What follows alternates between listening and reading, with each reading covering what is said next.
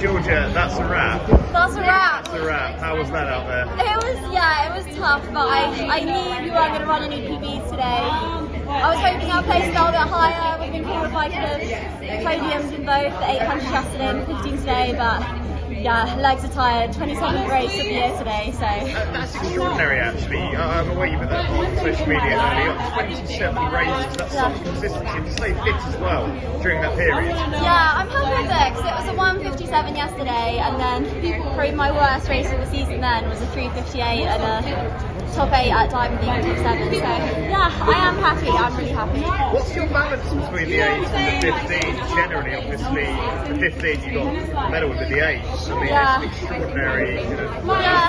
Balance. It's fun to mix the two, but I do think it is really hard to do both at championships, like doing rounds in both. I think is like really brutal, and this kind of showed me, like doing a 1:57 yesterday, the idea of doubling at championships, I think would be really tough. I'd rather medal, in one than make the final of both. I mean, chatting yesterday, obviously, about how you came back into athletics. When you were kind of in America, and I don't want to say lowest point, but when you had a tough moment, and now, obviously, what you've done this year, how do you kind of reflect on that generally? I just think it goes to show that, like, it doesn't have to, like, just because you have a bad patch doesn't mean that you can't be good again, And I think, but almost because I went through that really bad patch and then came back to running just for the enjoyment, it means that I love racing. Probably that's one of the reasons I've done 27 races this year. I want to say yes to every opportunity. And yeah, it's just good for athletes and anyone to know really that those bad patches don't define you. In that sense, it's almost like a nothing to lose attitude to an extent. Yeah, totally.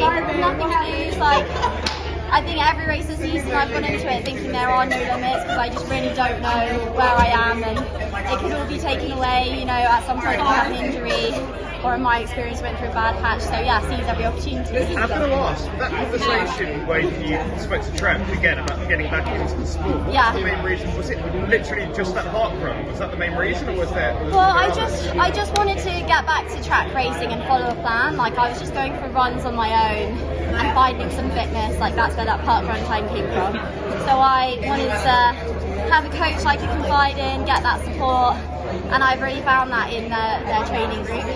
And Trev obviously coaching you as a youngster. How's that been with coaching, having had him coach you as a youngster to now?